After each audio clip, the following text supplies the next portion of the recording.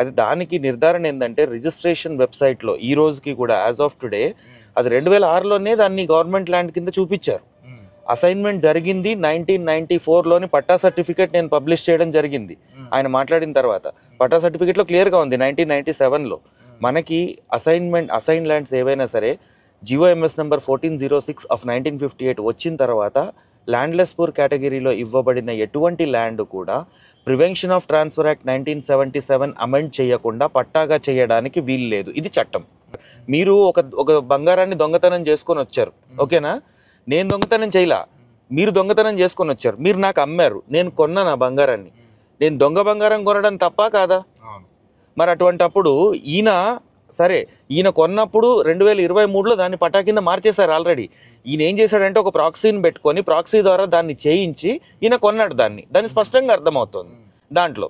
లేకపోతే ఏ government official మీకు ratify చేస్తాడు ఇటువంటి ఎర్రర్స్ని? ఒకవేళ నిజంగా పట్టా ల్యాండ్ అసైన్మెంట్ ల్యాండ్గా పడింది అనుకోండి, అటువంటి భూములు కోకొల్లలు కొన్ని లక్షల ఎకరాలు తెలంగాణలో ఉన్నాయి. రైతులు రెవెన్యూ ఆఫీసులు చుట్టూ తిరుగుతున్నారు.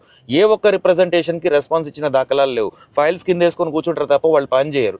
ఎంపీ నుంచో ఎమ్మెల్యే నుంచో ఫోన్లు వెళ్తే తప్ప పనులు జరగవు. మరి అటువంటి దీనికి 176 ఎకరాలు పట్టా కింద ఈయన 80 ఎకరాలు కొన్నా అంటున్నాడు. 4 ఎకరాలు డిస్ప్యూట్లో ఉందని ఆయనే చెప్పాడు. 76 ఎకరాలు రిజిస్ట్రేషన్ అయిందని చెప్పాడు. ఆ రిజిస్ట్రేషన్ సంబంధించిన ఈసీలు కూడా నా దగ్గర ఉన్నాయి, అన్ని నేను వెరిఫై చేశాను. ఈయన సగం 2023లో కొన్నాడు, సగం 2024లో కొన్నాడు. కానీ ఎలక్షన్ అఫిడవిట్లో మొత్తం చూపించా దొంగ భూమి కాదు అన్నాడు. మరి ఎలక్షన్ అఫిడవిట్లో నువ్వు 26 ఎకరాల 25 ఎకరాల 26 గుంటలు ఎంతో ఉంది, దానికి వాల్యుయేషన్ వచ్చేసి 52 లక్షలు చూపించాడు. మరి ఆయన లైవ్లో చెప్పింది ఏంది?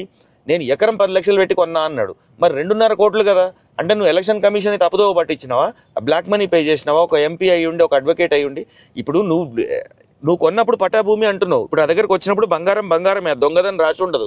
నేను కొన్నాను, కానీ దొంగ బంగారం తేలితే పోలీసులు నన్ను అరెస్ట్ చేస్తారా చేయరా? ఇప్పుడు నిన్ను ఎందుకు చేయకూడదు ఆ లాజిక్ పైన? నువ్వు తప్పు చేసావు కదా, నువ్వు అడ్వకేట్, నువ్వు పోనీ నువ్వు చదువురాని ఎమ్మెల్యేవో చదువురాని ఎంపీవో చదువుకోలేదో అనుకుంటే నేను ఒప్పుకుంటా.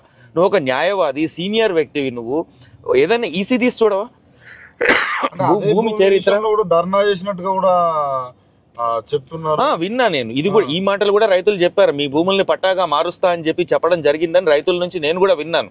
అది ఎంతవరకు నిజం అనేది నాకు తెలియదు, కానీ విన్న మాట వాస్తవం. మీరు అన్నది కరెక్టే. మరి ఆయన చేయించిన మాట వాస్తవం. ఆయన ఇన్ఫ్లుయెన్స్ లేనిదే జరుగుతుందని నేను అనుకోను. అందుకే నేనేం అడుగుతున్నా, నేను కలెక్టర్ని ప్రశ్నించాను ఇక్కడ. ఇప్పుడు ఆయనను కూడా డైరెక్ట్గా అనట్లే, నేను కలెక్టర్ని ప్రశ్నిస్తున్నా. ఎందుకంటే ఆయన చేసిన తప్పు. ఇప్పుడు సిమిలర్ జడ్జిమెంట్ ఒకటి ఉందండి, సివి భాస్కర్ రెడ్డి గారిది, లాస్ట్ మంతే వచ్చింది. ఇటువంటిది అసైన్డ్ ల్యాండ్ వేరే వాళ్ళు కొన్నప్పుడు దాన్ని పట్టాగా చేసినప్పుడు రెవెన్యూ అఫీషియల్స్ ని, తర్వాత రిజిస్ట్రేషన్ ఆఫ్ సబ్ రిజిస్టర్ ని తప్పు పట్టారు. వాళ్ళని కూడా క్రిమినల్ చర్యలు తీసుకోమని చెప్పి సివి భాస్కర్ రెడ్డి గారి జడ్జిమెంట్ ఉంది. నేను అది కూడా నేను ఇచ్చిన రిప్రజెంటేషన్ లో జడ్జిమెంట్ WP నెంబర్ కూడా మెన్షన్ చేసి నేను రిప్రజెంటేషన్ ఇవ్వడం జరిగింది. దానికి సబ్సిక్వెంట్ గా ఆయన మాట్లాడిన తర్వాత ఫర్దర్ క్లారిఫికేషన్ ఇస్తూ ఆయన చెప్పేది పచ్చి బూటకము. ఎందుకంటే 54 నుంచి హానీలు చూసిన వ్యక్తి 2006లో ఈసీ చూడ్డా? ఇంత లాజిక్ ఎట్లా మర్చిపోయింది ఆయన? 2000 ఈ రోజుకు చూడండి అప్ప. ఆయన మిస్టేక్ చేసిండు అనుకోండి, ఎంఆర్ఓ వాళ్ళకి తెలిసి ఉంటది కదా. వాళ్ళు ఏం చేశారంటే చట్టాన్ని అతిక్రమించి చట్ట పరిధిలో, వాళ్ళ పరిధిలో లేని దాన్ని వాళ్ళు గవర్నమెంట్ అసైన్డ్ ల్యాండ్ ని పట్టా కింద మార్చారు అనేది క్లియర్ గా కనిపిస్తోంది.